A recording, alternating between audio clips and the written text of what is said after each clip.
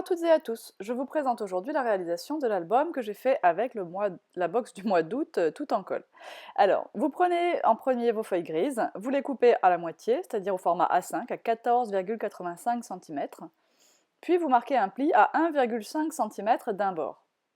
Pour ça, vous prenez soit la lame moire de votre massicot Fiskars, soit la bille à gaufrer que vous passez dans la rainure. Je vais maintenant que j'ai marqué les plis, écraser les plis à l'aide d'un plioir.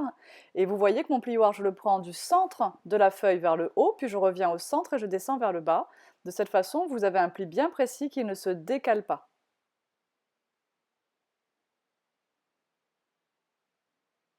Alors ensuite, je regarde un peu comment je vais habiller ma page de couverture. Je vais me servir d'un rond en carton pour faire un petit disque au milieu décoré, et je vais le mettre en couleur un petit peu avec des feutres à alcool. Juste, c'est pas vraiment pour le colorer, c'est enfin pour faire un motif ou quoi, c'est juste pour avoir une base colorée en dessous de la glitter paste que je vais appliquer à la fin. Ensuite, je prends mes feuilles et je décide de leur appliquer de l'encre Distress, car même si cet album, je le fais un petit peu tendre et donc je le prévois pour une naissance, puisque j'en ai une à souhaiter dans mon entourage, eh bien je vais quand même le faire un petit peu vieilli, parce que je trouve que ça va très bien avec ce rose et ce gris. Libre à vous, effectivement, de donner cette touche un peu fumée autour de vos pages ou non. Je vais donc ensuite utiliser le pochoir qui est fourni dans votre box. Je vais l'enduire un peu de cette colle repositionnable spéciale pochoir, de façon à ce que la glitter paste que je vais appliquer dedans ne passe pas sous les briques, on va dire. Enfin voilà, que j'ai un beau motif. J'ai pris la glitter paste cuivre. En fait, elle est cuivre rose. Elle est très très jolie. Son étiquette là pourrait vous faire croire qu'elle est orange, mais pas du tout. Voilà cette belle couleur de glitter paste. Vous voyez, quand vous en mettez à des endroits qui ne vous conviennent pas, il suffit de la racler immédiatement, elle s'en va tout de suite.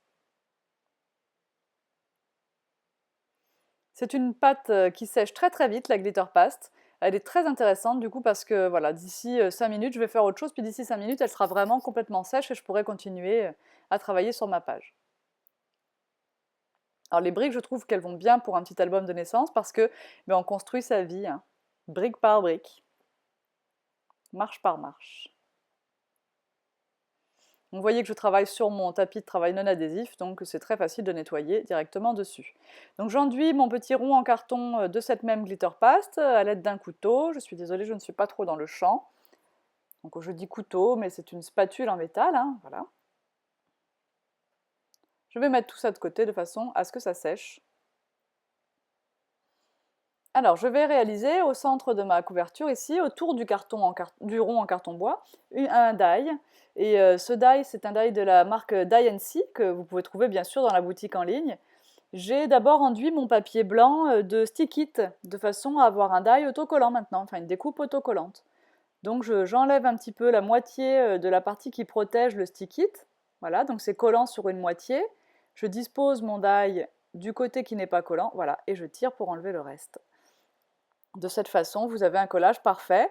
Vous ne vous embêtez pas avec la colle, c'est le Stick It qui fait tout le travail. Donc je rappelle, les Stick It, ce sont des feuilles de double face. Au lieu de l'avoir en rouleau comme on a l'habitude, on l'a en feuille. Voilà. C'est très pratique pour les die de découpe.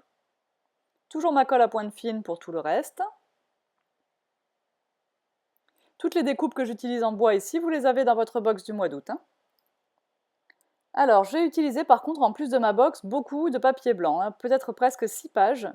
J'ai pris le 300 g texture lin, parce que je trouve que sa texture donne un peu l'idée du tissu, et vraiment, c'était parfait pour l'album un petit peu thème naissance. Donc vous voyez, pour réaliser une pochette triangulaire, eh bien, vous réalisez un carré, le mien faisait 14 par 14, puis vous marquez un pli à 1 cm de chaque bord, et vous coupez ensuite votre carré en deux dans la diagonale, et vous obtenez donc deux pochettes triangulaires. Je décide d'utiliser cette perforatrice dentelle qui est parfaite également dans le thème, je trouve.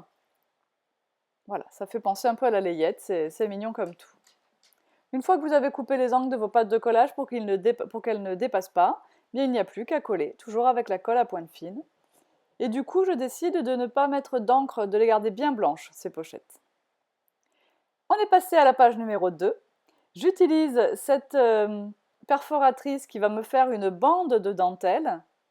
Donc ce n'est pas une perforatrice de bordure, hein, voilà, elle va faire un morceau de papier indépendant complètement.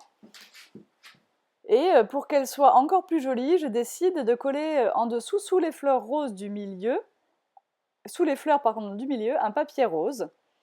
Donc je vais bien mesurer pour que le papier rose ne couvre que les fleurs centrales et le premier point en bas de chaque feston. Donc je mesure vraiment très précisément, c'est au demi-millimètre près, de façon à ce que vraiment ça ne couvre pas le reste des festons, que le premier point qui est vraiment dans l'intersection. Vous allez voir le résultat et vous allez peut-être bien mieux comprendre ce que je vous dis. Donc je mets de la colle autour des fleurs. Ce qui est génial avec cette colle à pointe fine toujours, c'est qu'en mettant très peu, ça colle quand même. Donc là, j'ai besoin de me mettre bien au-dessus pour être bien précise. Je regarde bien que mon papier rose ne dépasse pas dans certains trous, qu'il soit bien droit. Et puis voilà, je vais marquer donc avec ce qui reste de chaque côté du papier rose, je plie, ça me ford les pattes de collage. Et puis ma bande est quand même un peu longue, hein, donc je décolle un petit peu de ma bande perforée blanche, de façon à ce qu'elle fasse pile la bonne taille. Donc en fait là je suis hors champ, mais tout ce que je fais c'est de retailler un peu la bande blanche. Hein. Voilà. Et ça me fait une ceinture pour glisser une photo derrière. Bien sûr, il va falloir sur cette page un stop en bas de page. Pour ça, je prends des perforatrices en forme de fleurs. Et dans mon papier blanc et dans un papier rose de la box, je réalise 2 fleurs que je pose l'une sur l'autre. Et au milieu, un petit cœur en bois qui est fourni dans votre planche de découpe de la box. Je trouve que c'est une très bonne astuce avec les chutes de papier de réaliser les petites perforatrices comme ça. Ça vous permet d'avoir des embellissements qui sont déjà prêts quand vous faites un album et puis de jeter le moins de papier possible. Il faut vraiment très peu de place pour réaliser une petite fleur. Alors ici, je réalise hop, 2 petites pochettes, enfin, pas pardon, 2 petits volets que je vais coller en hauteur. Donc je réalise les mêmes bords qu'au bord de mes pages, comme ceci. Voilà, il suffira de coller tranquillement. Et je vais réaliser donc la perforatrice bordure dentelle pour cacher ma pâte de collage. Alors notez que j'aurais pu faire ça dans un seul morceau de papier, c'est juste que je n'y ai pas pensé, à rallonger un peu mon morceau de papier et à faire la perforatrice directement. C'est tout, c'est pas très grave. On aligne bien les bords de nos volets, on répartit bien les écarts en haut, en bas. Ici, voilà, ma bande perforée est un peu longue, je la raccourcis et je la colle. Ici, je collerai directement, donc je refais une bande perforée avec la bordure dentelle, et en dessous, je collerai un morceau de papier à motif de la box un peu plus tard. Voilà. Pour l'instant, les pages ne sont pas trop forcément mises dans l'ordre. Hein.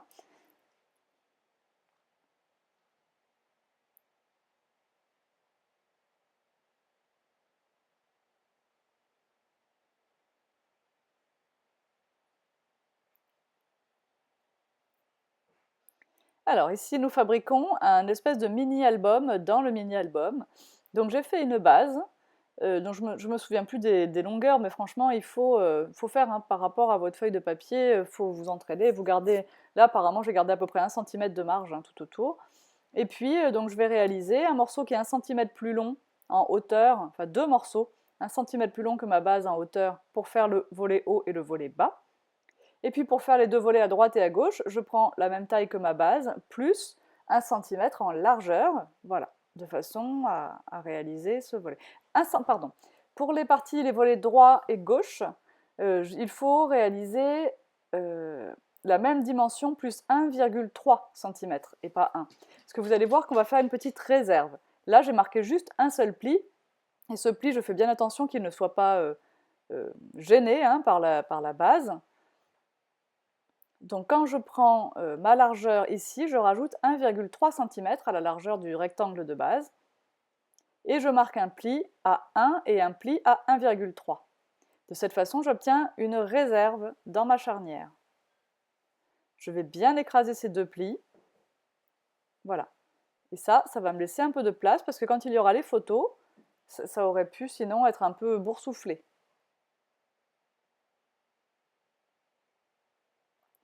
Sur chacun de ces morceaux, je réalise les bordures. J'avais oublié de retailler en hauteur pour celui-là. Hop.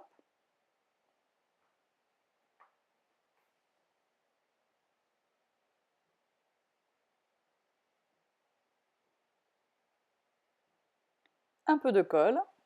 Et bien sûr, on aligne sur le premier pli. Hein. La réserve doit être libre, bien sûr. Avant de coller ce mini sur une page grise, on va bien sûr prévoir un petit ruban pour pouvoir le fermer. Alors voilà, je regarde un peu, je fais mon nœud, je regarde de quelle longueur je vais avoir besoin. Je vous montre ici à l'écran, voilà. Je tâtonne pour savoir quelle longueur il me faudra. Je vais défaire le nœud et vous voyez, voilà. Voilà la longueur qu'il vous faut, ça dépasse d'à peu près 4 cm au-dessus et en dessous du mini. Hop, je repère le milieu, je colle le milieu au milieu à peu près, je mets ça, hop, et ça c'est l'arrière bien sûr, un peu de colle partout, et on met en place sur la page grise. Et voilà.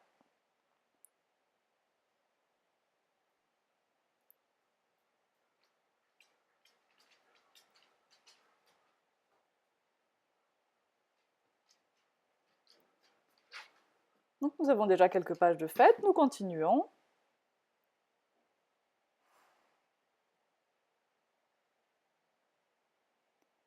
L'ordre va changer plusieurs fois hein, au cours de la réalisation de cet album. Alors ici, je place le morceau de papier, donc je le rentre en dessous de ma petite bordure dentelle et je marque avec le crayon de papier, j'ai marqué plutôt avec le crayon de papier, le repère pour couper au massicot. Donc je ne mesure pas quand je peux, hein, je fais un petit repère au crayon et j'aligne ce repère avec le fil de mon massicot. Voilà, de cette façon c'est hyper précis. Encore mieux qu'en ayant mal mesuré. Dans cette petite pochette triangulaire, je veux mettre un tag, on va dire, enfin voilà. Donc je coupe un morceau de papier blanc qui va être... alors en largeur, il sera plus court que votre papier à motif, mais en hauteur, il sera plus haut. C'est-à-dire que le papier à motif, il fait 15,24 cm de haut. Du coup, mon morceau de papier blanc, je l'ai fait à 16 cm, je crois. Ensuite, je pose mon papier vert pour équilibrer les écarts et je fais un repère pour savoir à quelle largeur je dois couper le papier vert. Comme ça, j'ai un joli matage, un joli bord blanc tout autour de mon papier vert.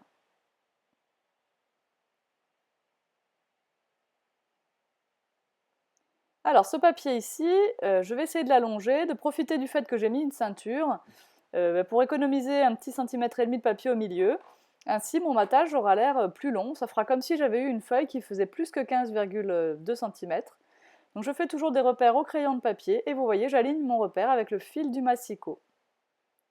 Je n'oublierai pas évidemment de reporter la perforation d'angle dans le haut de ce papier à motif. Voilà. On fera bien attention de les coller bien alignés sur les côtés, hein, à droite et à gauche. Et toujours un petit peu d'encre, très léger, tout autour des papiers à motif.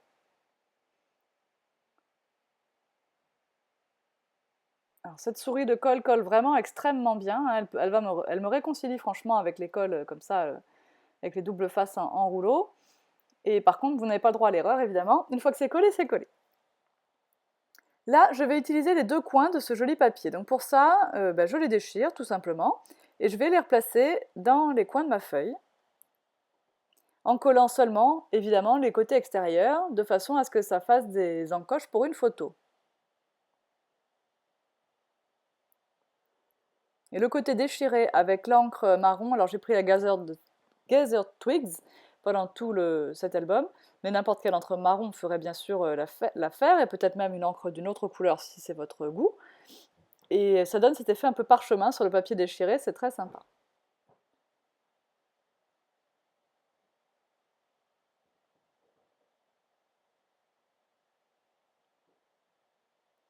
Alors ici, je vais réaliser deux volets, mais cette fois-ci, non pas verticaux, mais horizontaux.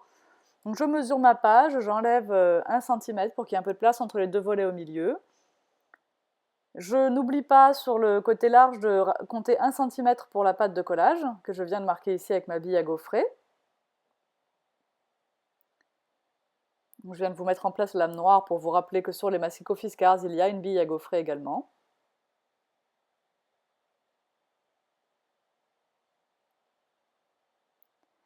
On coupe en diagonale les pattes de collage, on réalise les perforations d'angle.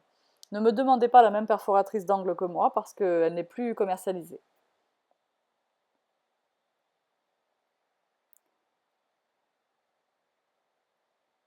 Voilà, je viendrai mater ces papiers blancs, toujours en faisant pour la dimension un petit repère avec mon crayon de papier. Il ne faut vraiment pas que la prise de mesure soit un problème et il ne faut pas que ça vous fasse croire non plus que si vous ne mesurez pas à la règle, vous n'aurez pas un travail précis, hein. C'est un débat qu'on a parfois. Je mesure le moins possible et j'estime que je travaille très précisément. Alors peut-être que j'ai un peu trop de confiance en moi en vous disant ça. Moi en tout cas je suis contente du niveau de finition de mon travail et j'essaye, pour gagner du temps et pour que le scrap soit plus agréable, de ne pas trop me prendre la tête avec les dimensions. Donc je fais en fonction des papiers que j'ai, souvent en fonction de mes chutes, je m'adapte et je répartis les écarts au petit bonheur. En tout cas pour ces petits projets. Si vous achetez de temps en temps des tout en boîte, vous verrez que les dimensions sont vraiment indiquées de façon beaucoup plus précise. Et malgré tout, même dans les tout en boîte, je vous demande de vérifier avant de couper qu'elles vont s'adapter à votre projet parce qu'il suffit d'avoir fait une petite erreur à un moment donné et on va adapter les prochaines dimensions en fonction de ce petit décalage plutôt que d'avoir quelque chose de pas joli, quoi. On peut toujours récupérer son erreur. Je réutilise toujours ma petite perforatrice de bordure dentelle et bien sûr pas coller jusqu'au bout pour pouvoir glisser une photo derrière. Je réalise des coins photos également sur les versos des pages. J'oublie pas la perforatrice de coin, toujours. Parce que je ne m'étais pas beaucoup intéressée au verso des pages jusque-là. Donc avec mes chutes, voilà, je fais des petits coins photos un peu partout.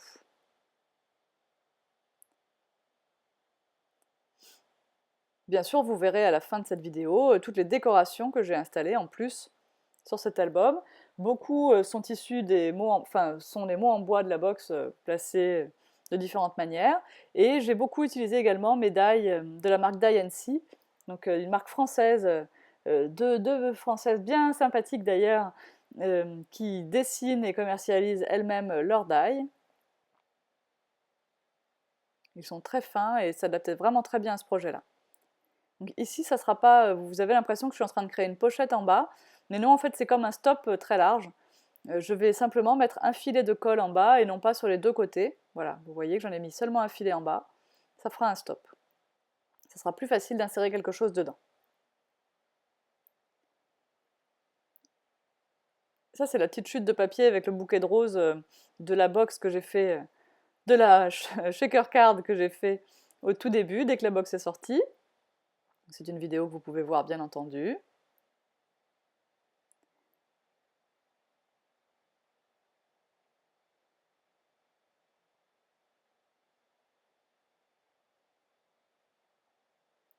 Vous remarquez ici sur les volets horizontaux que j'ai ajouté un petit trait de fausse couture à la main, volontairement un peu gribouillé, sketchy. Alors là, je fais un essai de voir si je vais faire un petit effet patchwork, mais non, pas du tout. C'est une bien mauvaise idée, je ne le ferai pas du tout. Donc je décide plutôt de créer une enveloppe pour mettre sur cette partie. Alors je regarde un peu la hauteur de l'enveloppe que je veux. Et je vais sortir mon enveloppe box creator parce que ma foi c'est quand même l'outil le plus simple au monde pour réaliser des enveloppes de la taille que vous voulez. Les instructions sont extrêmement bien faites, je n'ai qu'à suivre mon tableau. Pour faire une enveloppe de 8 par 8, j'ai besoin d'un carré de 13,4 cm par 13,4 cm. Et je vais utiliser les lignes qui étaient indiquées pareil dans la grille que j'ai lue dès le début. Il s'agit de la ligne C. Et je vais donc marquer ces grilles. La bille à gaufrer est fournie avec l'enveloppe box creator, donc vous pouvez vous en servir même si vous n'avez aucun outillage scrap à la maison, pour faire des enveloppes de toutes dimensions et surtout de toutes épaisseurs. Et voyez une perforatrice bleue sur mon bureau, c'est un outil Stamperia. En fait, c'est la même perforatrice que celle qui est sur vos enveloppes punchboard. Donc c'est elle qui vous permet de faire les notches, là, les petites ouvertures en V, qui sont très pratiques pour faire les ouvertures de pochettes. Et de l'autre côté, la perforatrice à angle rond. Et comme ça, vous formez de très jolies enveloppes avec des bords bien soignés. Donc cette petite enveloppe va se trouver ici. J'en ai fait deux au départ, mais je vais en utiliser qu'une. Donc je colle les bords de mon enveloppe, je colle les deux morceaux qui se chevauchent au milieu, hop, je mets tout ça en pression, je prends un velcro autocollant que je place ici, voilà, pour fermer mon enveloppe facilement. Alors j'imagine au petit bracelet de la maternité, la petite mèche de cheveux, enfin voilà. Ça scratche trop fort, donc comme on vous le dit souvent avec Laetitia, c'est fou, hein, ça scratche trop, c'est quand même quelque chose. Eh bien, on recoupe les poils du scratch tout simplement pour qu'il colle un petit peu moins fort. Dans la chute de papier gris ici, je vais reporter le dessin de mon enveloppe. Hop, et je vais couper du coup pile poil la bonne dimension, un peu d'encre autour et hop, ça sera parti. Du coup, vous avez compris que derrière l'enveloppe, on peut glisser aussi un petit tag, hein, puisque j'ai fait exprès de la coller seulement sur 3 côtés. Je n'ai pas oublié de placer un petit peu d'encre tout autour, voilà, qui décore le dessus de mon enveloppe. Une couleur très douce, très discrète. Et dans des chutes de papier, je réalise plein de petites fleurs, des grandes, des petites, et je vais en réaliser un petit bouquet, et je placerai également des strass. Alors j'utiliserai les strass de la box précédente que je n'avais pas utilisées pour faire les centres de mes fleurs. Vous voyez que vraiment, avec une toute petite chute de papier, j'ai réussi à faire 5 petites fleurs. Vous prenez bien vos perforatrices sur l'envers, et de cette façon, vous voyez exactement où vous perforez.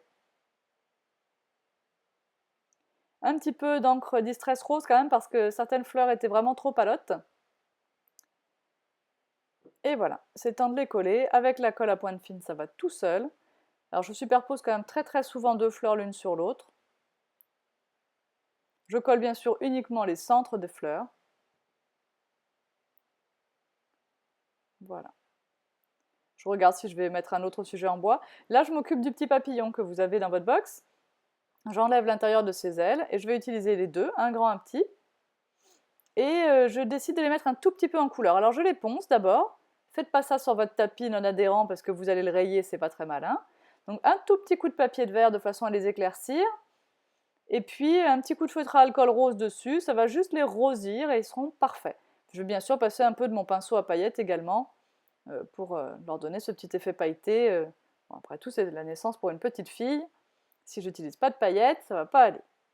J'en mets aussi sur les petites fleurs roses. Ce pinceau à paillettes Spectrum Noir est vraiment très satisfaisant. C'est très pailleté, à la fois très discret.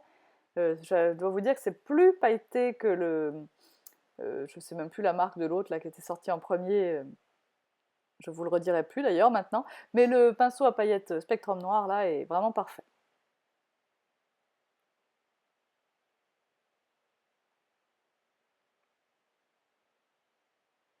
Voilà, notre album commence à prendre une petite tournure. J'essaye de voir si je vais mettre un ruban pour fermer, mais pas du tout. En réalité, je vais créer de l'épaisseur pour que les pages n'aient pas envie de jouer l'accordéon. Alors, je m'occupe de la décoration du mini. Alors, je m'étais dit que dans ce mini du mini, eh bien, on pourrait mettre les photos soit du premier anniversaire, soit du baptême, et que du coup, les petits ballons que je n'avais pas utilisés dans ma box du mois dernier étaient parfaits pour symboliser cet esprit festif.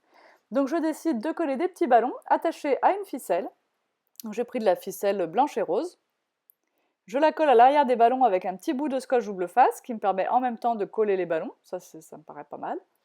Et puis, j'utilise des die carré festonné, carré couture, pour réaliser la petite étiquette en crafté blanc qui est sous le petit lapinou, là, vous voyez? Je coupe mes petites ficelles pour pouvoir les scotcher sous le carré, tout simplement, toujours avec du double face. Voilà, allez, un petit coup de colle. J'ai pas collé ça droit, mais je m'en suis rendu compte trop tard pour pouvoir le déplacer. Le petit lapinou au milieu, voilà, je trouve ça mignon, comme petit décor, pour symboliser que dans ce mini du mini, on allait avoir le résumé d'une jolie petite fête. Pour écarter mes pages, parce que j'ai mis beaucoup de décoration en bois et ça fait trop, enfin voilà, ça fait quand même de l'épaisseur. J'ai réalisé des bandes en carton, dans des chutes de carton gris, ou bois, ou peu importe. J'ai pris du carton de 2 mm à peu près d'épaisseur, hein, et donc j'ai fait cette petite bande de carton comme ça, que je vais coller sur mes petites pattes de collage, enfin des pattes de reliure de mon album. Et je vais réaliser, grâce à ma Crop-A-Dile, 5 trous dans ces pages avec... Alors, la bonne façon de procéder, c'est pas celle-ci, c'est coller d'abord votre carton sur la page grise, puis ensuite percer les trous. Ça vous fera 2 fois moins de manipulation que ce que je fais moi. Il faut savoir que la Crop-A-Dile, elle vous permet de percer des trous dans du carton jusqu'à au moins 4 mm sans aucun problème. Alors que là, moi, je me suis embêtée à repérer une deuxième fois mes trous. Bon, voilà. C'est pas la bonne technique. Il vaut mieux coller d'abord le carton. Vous le faites tenir avec des pinces. Ça, je l'ai bien fait. Et puis, ensuite, vous percez une fois pour toutes, page et carton. Voilà. Donc, une fois que vous avez fait tous vos petits trous et que vous avez collé sur les bords de mes morceaux de carton, voilà, je fais maintenant, je passe un coup de feutre gris. Je prends toujours mes feutres à alcool, hein, pour ça, c'est très pratique. J'ai pris un gris très foncé, le IG10, et j'ai passé comme ça sur toutes les tranches, tous les bords. Tout ce qui pourrait éventuellement se voir, c'est gris, ça sera beaucoup plus discret. Pour coller, j'utilise toujours ma colle à pointe fine. Donc une fois que vous avez fait tout ce travail d'assembler vos petits bouts de carton, de percer et tout ça, eh bien on pourra passer à la reliure toute bête avec un bout de ruban.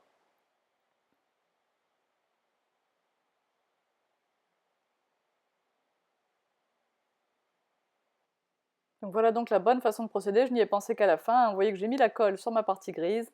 Mon carton n'est pas encore troué. Je vais le coller. Et maintenant, je vais pouvoir faire mes trous. Voilà. Il n'y a aucun problème avec la Crop-A-Dile pour faire des trous là-dedans. Alors je vais vous montrer les photos de chaque page, de façon à ce que vous puissiez bien voir quelle déco j'ai mis à quel endroit. En attendant, je vous finis la reliure, vous prenez une aiguille à gros chat, les aiguilles à broder, vous passez votre ruban dedans, et je vais fermer tout simplement avec 2 à 3 nœuds simples par petits morceaux de ruban, tout bêtement. Et voilà, et je fais ça 5 fois de suite, et ma reliure est faite. Mon album est large, avec un minimum de marchandises, j'ai fait un très bel album qui franchement a de l'allure et qui fait pas petit cadeau un peu cheap.